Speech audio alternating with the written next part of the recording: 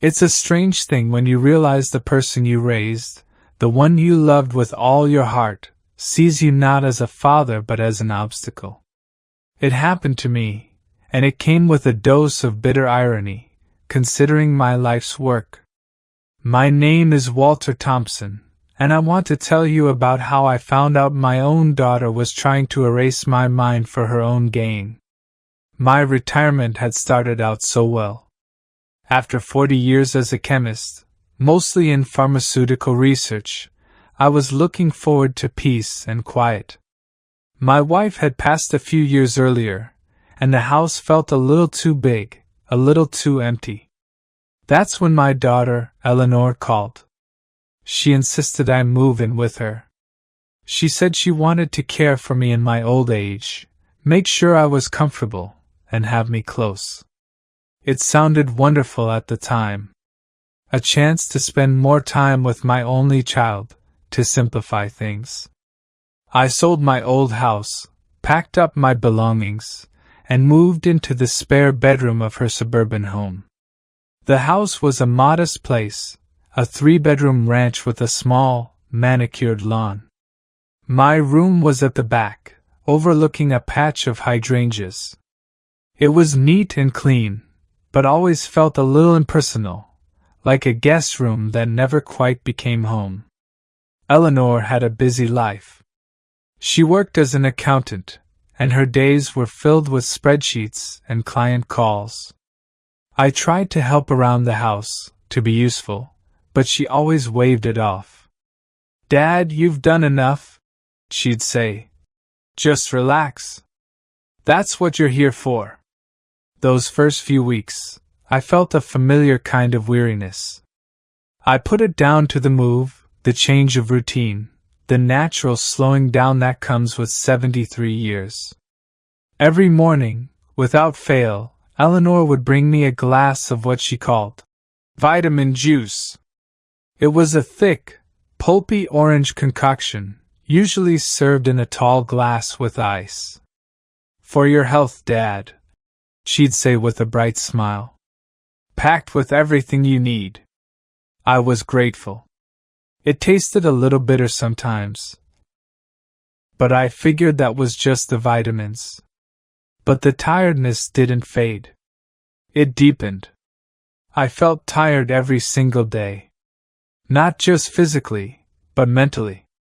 My head felt like it was filled with cotton. There was a fuzziness around the edges of my thoughts, a dullness that made concentrating difficult. Reading became a chore. Conversations felt distant. I would often lose my train of thought mid-sentence, or forget what I was looking for as soon as I walked into a room. Eleanor would notice and shake her head gently. "Oh, Dad," she'd sigh, "you're getting so forgetful. It's just old age, I suppose." She'd help me find my glasses, or remind me of something I'd just said. Always with a patient, yet slightly weary tone. Her patience, I now realize, was a performance. I began to feel disconnected. My sharp, analytical mind, which had solved complex chemical problems for decades, was turning into a sluggish, unreliable machine. I tried to fight it. I'd grab a crossword puzzle, but the words would swim before my eyes. I tried to recall old formulas, but the details would elude me. It was frustrating, and frankly, a little frightening. I started believing Eleanor. Maybe it was just age. Maybe this was what getting old truly was, a slow fade into mental fog. Eleanor started taking over more things. She said it was to ease my burden. She handled my pension statements, saying I'd get confused. She insisted on making my doctor's appointments, and often came with me, speaking on my behalf, portraying me as more frail and forgetful than I even felt at moments. She had a way of answering questions before I could, or finishing my sentences, always with that gentle, "Oh, Dad, you're just not remembering correctly." The doctors, seeing a caring daughter and a seemingly confused old man, just nodded along. There was one time I wanted to invest a small portion of my savings in a particular stock I'd been following for years. I had done my research, calculated the risks. "Eleanor," I said, "I'd like to talk to my financial advisor about putting some money into Dash." She cut me off, her voice kind but firm. "Dad, don't worry your head about that. I'm handling all your finances now. It's too much for you to manage. You know how easily you get stressed." She even patted my hand. It stung, but the cotton in my head made it hard to argue effectively. My thoughts felt like they were moving through treacle. I started noticing other things, small details that, individually, meant nothing, but together, began to form a pattern. Eleanor was always a bit too eager for me to finish my juice. She'd watch me drink it, a subtle glance, before turning away to prepare her own breakfast. If I ever left a drop, she'd encourage me. "Just a little more, Dad, finish it up now." Always with a smile. It was the same smile I saw when she told me how much she loved having me around. One day, I woke up feeling particularly heavy, like I had barely slept at all. The morning light filtering through the blinds felt too bright. My head throbbed faintly. I made my way to the kitchen, where Eleanor was already bustling. The smell of coffee and toast filled the air. She poured the usual orange liquid into my glass. "Morning, Dad," she said, her back to me as she reached for a cereal box. "Your juice is ready." I sat at the worn wooden table, the same table where she had done her homework as a child. I picked up my spoon, but my hand felt clumsy. It slipped from my grasp, clattering onto the tiled floor. The sound seemed to echo in the too quiet kitchen. "Oh dear," I mumbled, bending down slowly. My knees creaked. As I retrieved the spoon, my ear was closer to the counter, closer to the small gap in the cabinets that opened into the hallway, near where Eleanor often took her calls or had hushed conversations. Her phone was pressed to her ear. I heard her voice, low and urgent. "He's almost senile now," she whispered, a hint of something sharp and calculating in her tone. "Just a few more doses and the power of attorney kicks in automatically." The words hit me like a physical blow. The spoon slipped from my hand again, but I didn't make a sound. I froze. Every fiber of my being went rigid. Senile. Power of attorney. Doses. My mind, for the first time in weeks, felt like a lightning rod, suddenly crackling with clarity, cutting through the cotton. Retired chemist. That was my identity. Decades spent identifying compounds, understanding reactions, recognizing symptoms. That cotton feeling wasn't age. It wasn't natural. It wasn't senility. It was heavy-duty sedatives. The realization washed over me, cold and sharp. Betrayal. My own daughter. The woman I had raised, loved, provided for. She was poisoning me. Slowly, methodically, turning my mind to mush to take control of my life, my assets, my future. The house I'd sold, the savings I had. It all clicked into place. Her insistence on handling my finances, her comments to the doctors, her subtle smiles. It all pointed to a deliberate, calculated plan. I picked up the spoon, my hands shaking imperceptibly. I straightened up, forcing my face into a calm, slightly confused expression. Eleanor hung up the phone. She turned, a bright smile on her face again. "Everything all right, Dad?"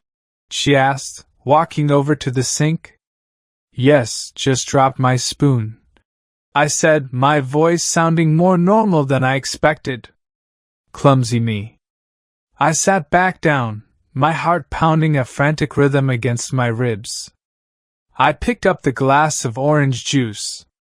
My hand was steady as I lifted it, but inside, a storm was raging. I took a sip, then another, pretending to drink it all, but my mind was already racing, analyzing, planning. I was a chemist, and I had just identified the poison. Now I needed to engineer the antidote. And the retribution. From that moment on, everything changed. The cotton was still there, a lingering haze, but the knowledge I now possessed acted like a powerful stimulant.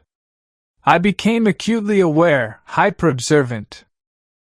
Every interaction with Eleanor was a chess game. I had to continue playing the role of the confused, aging father. It was excruciating. I started dumping the juice secretly. Each morning, I would pretend to drink it, then, when Eleanor was distracted, I would pour most of it into the sink, letting the tap run a moment longer, or discreetly tip it into the potted plant by the window which, coincidentally, was looking rather sickly these days. My health began to improve almost immediately. The mental fog slowly lifted. My thoughts became clearer, my memory sharper. It was like waking up from a long, bad dream.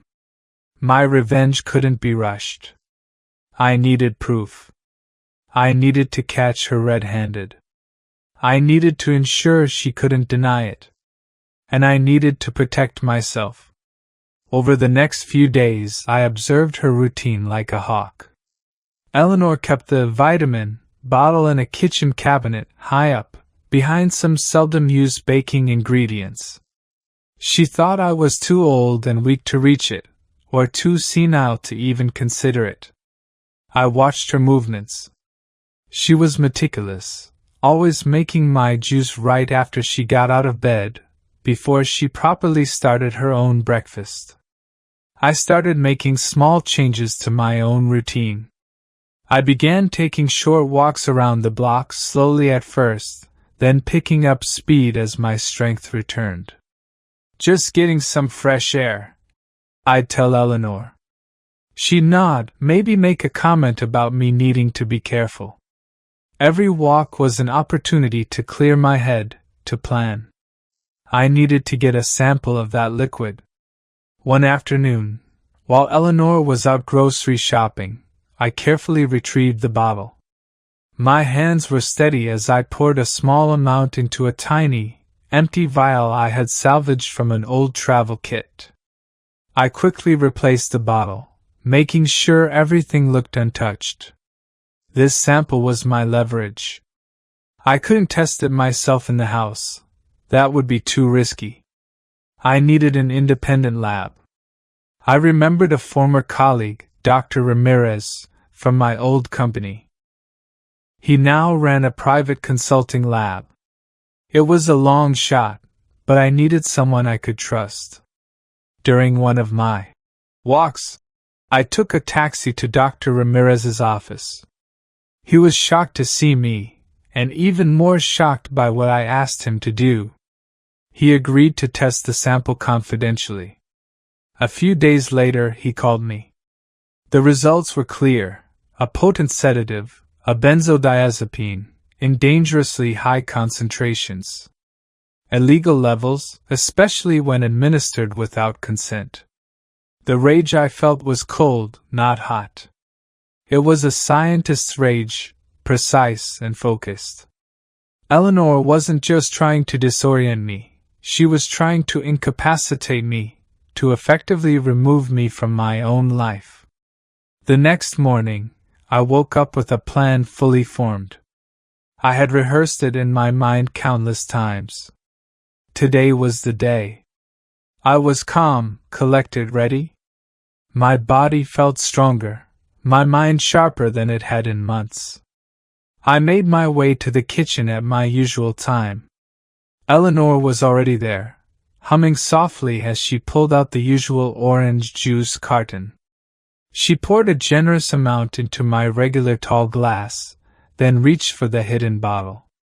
My eyes, though pretending to be distant, watched her every move. She added a few drops, maybe a capful, into my glass, then stirred it with a long spoon. She then poured her own plain juice into a different, slightly wider glass. "There you go, Dad," she said, placing my glass carefully on my usual spot at the table. She then went to the counter to start making her toast. I sat down, my heart thumping a steady rhythm. I picked up my fork, pretending to examine it. I glanced at the two glasses. Mine tall and narrow. Hers wider and shorter. Different enough to be distinguishable. Suddenly, the doorbell rang. It was an unexpected sound this early in the morning. Eleanor jumped, startled. She looked at me for a split second, a flicker of annoyance crossing her face before she quickly composed herself. "Who could that be?" she mumbled, already heading towards the front door. "Probably the mailman with a package he couldn't leave." This was it. My chance. For her coffee cup, but her hand wobbled. The cup clinked loudly against the saucer. Her words became more slurred, the sentences incomplete. Her head lolled. "Whoa," she mumbled. What's going on?" Her eyes, now wide and confused, darted around the kitchen. She looked at me, a dawning horror in their depths. She probably recognized the feeling. The cotton. Then she collapsed. Not violently, but slowly, like a puppet whose strings had been cut, slumping onto the sofa that sat against the wall. Her eyes were still open, but unfocused, staring blankly at the ceiling. She was out. The silence that followed was deafening. My own hand reached for the phone. My fingers, steady and sure, dialed the emergency number. "Yes, hello?" I said, my voice calm, almost clinical. "I need paramedics. My daughter has collapsed. I believe she has been poisoned." The operator's voice was urgent. They asked for my address, for details. I provided them, my mind clear, my purpose unwavering. "And," I added, "I have the bottle of what I believe is the substance.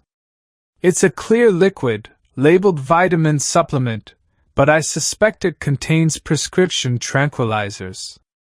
I retrieved the almost full bottle from its hiding place, my hands not shaking at all. Within minutes, I heard the wail of sirens approaching. 2 paramedics rushed in, followed by a police officer. They quickly assessed Eleanor. One of them checked her pulse, her eyes. "She's heavily sedated," the paramedic said to his partner. "Pupils are constricted. Breathing shallow." The police officer turned to me. "Sir, what exactly happened here?" I handed him the bottle. "This," I said, my voice firm, looking directly at Eleanor's unconscious form, "is what she's been giving me every morning. Vitamin juice, she called it. I swapped our glasses this morning. Drink up, dearest, since you're so worried about my health." The police officer took the bottle, looking from me to Eleanor, his brow furrowed in confusion. I explained everything calmly, rationally. The cotton, feeling, my background as a chemist, the overheard conversation, the sample I had sent to Dr. Ramirez, the clear lab results confirming illegal levels of prescription tranquilizers. I even showed them the contact information for Dr. Ramirez, inviting them to verify his findings. They took Eleanor to the hospital. The lab results from her blood work came back quickly, confirming what Dr. Ramirez had found. She had dangerously high levels of benzodiazepines in her system.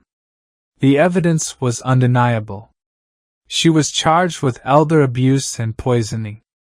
The following weeks were a whirlwind of legal proceedings, interviews, and paperwork. It was exhausting, but every step felt like a reclamation of my life, my dignity.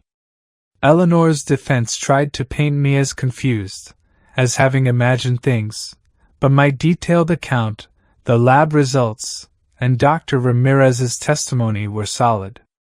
She had no credible defense. She had planned this for months, slowly eroding my mind, thinking I was too old, too weak, too senile to fight back.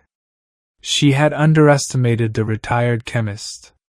I never saw Eleanor after that, except for court appearances. I chose not to visit her. The betrayal was too deep, the wound too raw. She was found guilty and received a prison sentence. Her motivation, as the court uncovered, was purely financial. She was deeply in debt, desperate for my assets. She saw my old age not as a time for care, but as an opportunity. The house, the one she tried to steal, felt tainted. I couldn't stay there. I put it on the market. It sold quickly. With the proceeds from my old house and the sale of hers, I found a beautiful, vibrant retirement community by the beach. It was a place teeming with life, with people my age who were active, engaged, and full of stories. My health returned to normal within weeks of stopping the daily doses. The cotton finally cleared completely. My mind was sharp again. I joined a book club, started painting watercolors, and even volunteered at the community's science outreach program for local schools, teaching kids about chemistry. The irony was not lost on me. Life has a strange way of teaching us lessons. I learned that kindness can be a mask for cruelty, and that sometimes the people closest to you can be the most dangerous. I learned that it's important to trust your instincts, even when they seem to contradict what everyone else is telling you. And I learned that even in old age, a sharp mind and a determined spirit can overcome the darkest of betrayals. I had been underestimated, reduced to a fading shadow. But I remembered who I was, and I fought back. And in doing so, I found a new lease on life, a true retirement, filled with genuine care, respect, and peace. If this story resonated with you, join our channel by liking and subscribing for more real, raw, and family-centered stories. Thank you for listening. I'll see you in the next one.